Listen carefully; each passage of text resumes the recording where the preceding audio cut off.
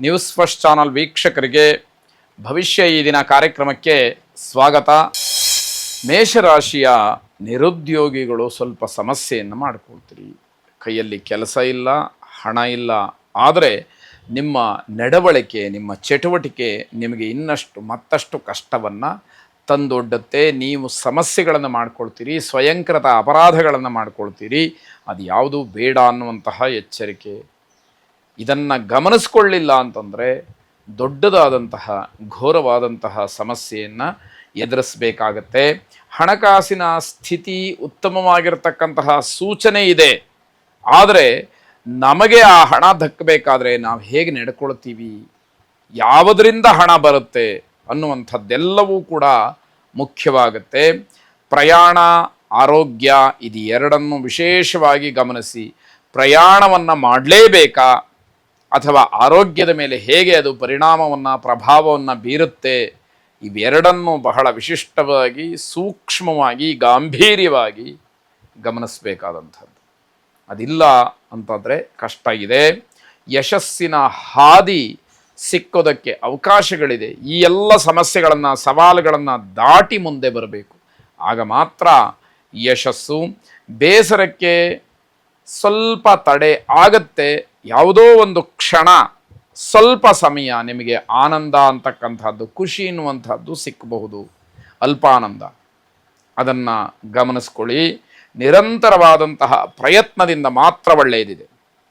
ನಿಮ್ಮ ಪ್ರಯತ್ನ ಕಡಿಮೆ ಆಯಿತು, ಪ್ರಯತ್ನ ನಿಂತು ಹೋಯಿತು, ತಾನೇ ಬಂದು ಎಲ್ಲ ಕೆಲಸಗಳು ಆಗುವಂತಹ ಯಾವ ಸೂಚನೆಗಳು ಕೂಡ ಇಲ್ಲದೆ ಇರತಕ್ಕಂಥದ್ದು. ಅದೃಷ್ಟವಾಗಲಿ, ಭಗವಂತನ ಅನುಗ್ರಹವಾಗಲಿ, ನಿಮ್ಮ ಪ್ರಾಮಾಣಿಕವಾದಂತಹ ಪ್ರಯತ್ನವಾಗಲಿ ನಿಮಗೆ ಒಟ್ಟಿಗೆ ಸೇರಿ ಫಲವನ್ನು ಕೊಡಬೇಕಾಗತ್ತೆ. ಮಹಾಲಕ್ಷ್ಮಿಯನ್ನು ಪ್ರಾರ್ಥನೆ ಮಾಡಿ. ಶುಭವಾಗಿ. ವೃಷಭ ರಾಶಿ, ನಿಮ್ಮ ಯೋಗ್ಯತೆಗೆ, ನಿಮ್ಮ ಸಾಮರ್ಥ್ಯಕ್ಕೆ ತಕ್ಕ ಪ್ರತಿಫಲ ಸಿಕ್ಕುವಂತಹ ದಿವಸ. ನೀವೆಷ್ಟು ಪರಿಶ್ರಮದಿಂದ ಕೆಲಸ ಮಾಡ್ತೀರೋ, ಎಷ್ಟು ಪ್ರತಿಭೆಯನ್ನು ಹೊಂದಿದ್ದೀರೋ, ಎಷ್ಟು ಪಾಂಡಿತ್ಯ ಇದೆಯೋ, ಎಷ್ಟು ವಿದ್ವತ್ಪೂರ್ಣವಾಗಿ ನೀವು ನಡ್ಕೊಳ್ತೀರೋ ಅಷ್ಟು ಲಾಭ ನಿಮಗೆ ಸಿಕ್ಕುವಂಥದ್ದಾಗತ್ತೆ. ನೀವು ಪ್ರಗತಿಯ ಪಥದಲ್ಲಿದ್ದೀರಿ ಅನ್ನುವಂತಹ ಅನುಭವ ನಿಮಗೇ ಬರುತ್ತೆ.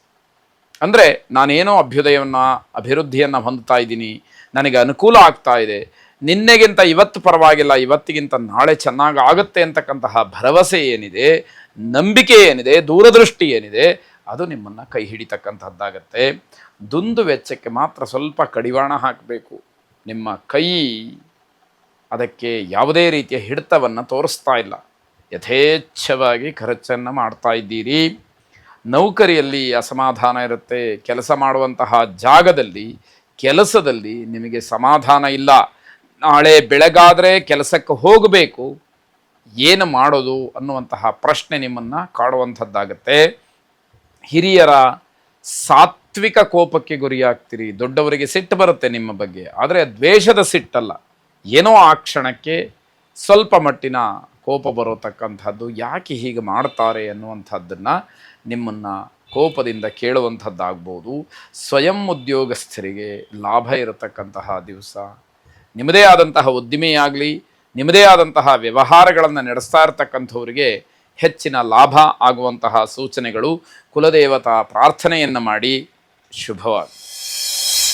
ಮಿಥುನ ರಾಶಿ, ರಾಜಕೀಯ ವಿಚಾರದಲ್ಲಿ ಆಸಕ್ತಿ ಬೇಡ, ರಾಜಕಾರಣಿಗಳ ಸಂಪರ್ಕ ಬೇಡ, ಹಾಗೆ ರಾಜಕೀಯವನ್ನು ಮಾಡಬೇಡಿ. ಕ್ಷುಲ್ಲಕವಾದಂತಹ ವಿಚಾರಕ್ಕೆ ಯಾರ ಹತ್ರನೂ ಹೇಳಿಸ್ತಕ್ಕಂಥದ್ದು, ಯಾರ ಮಾತನ್ನೋ ಅಲ್ಲಿಗೆ ಮಧ್ಯದಲ್ಲಿ ತರ್ತಕ್ಕಂಥದ್ದು, ಯಾವುದೋ ವ್ಯಕ್ತಿಯನ್ನು ಕರ್ಕೊಂಬರ್ತಕ್ಕಂಥದ್ದು, ಇದು ಯಾವುದೂ ಕೂಡ ಬೇಡ. ಅದೇನು ಪ್ರಯೋಜನಕ್ಕೆ ಬರದೇ ಇರತಕ್ಕಂಥದ್ದು, ನಿಮಗೇ ಅವಮಾನ ಅನ್ನುವಂಥದ್ದು.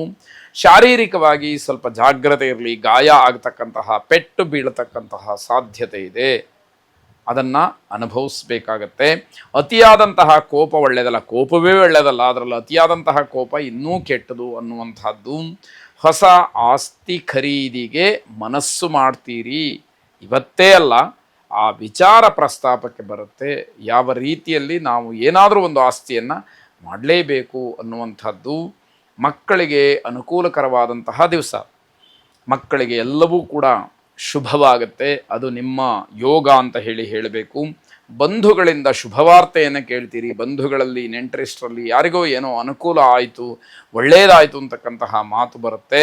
ಮಿಥುನ ರಾಶಿಯವರು ಮೃತ್ಯುಂಜಯನನ್ನು ಪ್ರಾರ್ಥನೆ ಮಾಡುವಾಗ ಮೃತ್ಯುಂಜಯಾಯ ರುದ್ರಾಯ ನೀಲಕಂಠಾಯ ಶಂಭವೇ ಅಮೃತೇಶಾಯ ಶರ್ವಾಯ ಮಹಾದೇವಾಯ ತೇ ನಮಃ. ಹಾಗೆ ರುದ್ರಂ ಪಶುಪತಿಂ ಸ್ಥಾಣುಂ ಶ್ರೀಕಂಠಂಚ ಉಮಾಪತಿಂ ನಮಾಮಿ ಶಿರಸಾ ದೇವಂ ಕಿನ್ನೋ ಮೃತ್ಯು ಕರಿಷ್ಯತಿ. ಈ ಎರಡೂ ಶ್ಲೋಕಗಳನ್ನು 11 ಬಾರಿ ಹೇಳಿಕೊಳ್ಳಬೇಕು. ಆಗ ನಿಮಗಿರತಕ್ಕಂತಹ ಯಾವ ಶಾರೀರಿಕವಾಗಿ ಆಗತಕ್ಕಂತಹ ಗಾಯವೋ ಅಥವಾ ಶರೀರದ ತೊಂದರೆಯೋ ಅದು ನಿವಾರಣೆಯಾಗ್ತಕ್ಕಂತಹದ್ದು ಶುಭವಾಗಲಿ. ಕರ್ಕಾಟಕ ರಾಶಿ ಕಾರ್ಯಸಿದ್ಧಿಯಿಂದ ಸಮಾಧಾನವಾಗುತ್ತೆ. ನೀವು ಅಂದುಕೊಂಡಂತಹ ಕೆಲಸ ಆಗಿಬಿಡುತ್ತೆ. ಯಾವ ಕೆಲಸಕ್ಕೆ ಕೈ ಹಾಕಿ ಮುಂದಾಗಿರ್ತೀರೋ ಆ ಕೆಲಸ ಪರಿಪೂರ್ಣವಾಯಿತು ಅನ್ನುವಂತಹ ಸಮಾಧಾನ, ಸಂತೋಷ ನಿಮ್ಮದಾಗತ್ತೆ. ಅಥವಾ ಬೇರೆಯವರು ಆ ಕೆಲಸಕ್ಕೆ ಸಹಕರಿಸ್ತಾರೆ ಅನ್ನುವಂತಹ ನಂಬಿಕೆ ಸಿಕ್ಕುವಂತಹ ಸಹಾಯ ನಿಮ್ಮ ಧೈರ್ಯವನ್ನು ಇನ್ನಷ್ಟು ಹೆಚ್ಚು ಮಾಡ್ತಕ್ಕಂಥದ್ದಾಗತ್ತೆ. ಬಂಧುಗಳ ಆಗಮನದಿಂದ ಸಂತೋಷ ಪಡ್ತೀರಿ. ನೆಂಟರು ಇಷ್ಟರು ಬರ್ತಾರೆ, ಅದು ನಿಮಗೆ ಸಂತೋಷವನ್ನು ಕೊಡ್ತಕ್ಕಂಥದ್ದಾಗತ್ತೆ. ನಿರೀಕ್ಷಿತವಾದಂತಹ ಕಾರ್ಯದಿಂದ ಜಯ ಇದೆ ಅಥವಾ ಲಾಭ ಇದೆ, ತೃಪ್ತಿ ಸಿಕ್ಕುತ್ತೆ. ಯಾವ ಕೆಲಸವನ್ನು ನೀವು ಮಾಡಬೇಕು, ಈ ಕೆಲಸ ನನ್ನದೇ ಅನ್ನುವಂತಹ ಭಾವನೆ ಇರುತ್ತೋ ಆ ಕೆಲಸದಲ್ಲಿ ಜಯವನ್ನು ಗಳಿಸ್ತೀರಿ. ಆ ಕೆಲಸದಿಂದ ಲಾಭವಾಗುತ್ತೆ, ಆ ಕೆಲಸದಿಂದ ನಿಮಗೆ ಒಳ್ಳೆಯ ಹೆಸರು ಬರ್ತಕ್ಕಂಥದ್ದಾಗತ್ತೆ. ಮಕ್ಕಳಿಂದ ಸಹಕಾರ ಸಿಕ್ಕುತ್ತೆ, ತೃಪ್ತಿಯನ್ನು ಹೊಂತೀರಿ.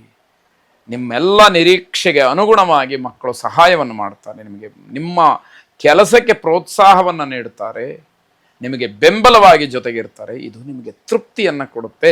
ಜೀವನ ಸಾರ್ಥಕವಾಯಿತು ಅನ್ನುವಂತಹ ತೃಪ್ತ ಭಾವ ನಿಮ್ಮಲ್ಲಿ ಮೂಡ್ತಕ್ಕಂಥದ್ದಾಗತ್ತೆ.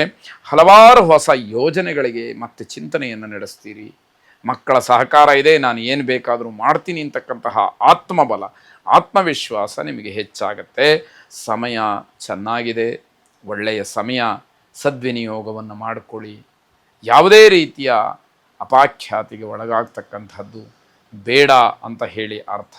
ಕರ್ಕಾಟಕ ರಾಶಿಯವರು ಈಶ್ವರನನ್ನು ಪ್ರಾರ್ಥನೆ ಮಾಡಿ, ಶಿವಂ ಶಾಂತಂ ಜಗನ್ನಾಥಂ ಲೋಕಾನುಗ್ರಹಕಾರಿಣಂ ಶಿವಮೇಕಂ ಪರಂ ವಂದೇ ಶಿಕಾರಾಯ ನಮೋ ನಮಃ ಎಂಬುದಾಗಿ 11 ಬಾರಿ ಹೇಳಿಕೊಳ್ಳಿ. ಶುಭವಾಗಲಿ.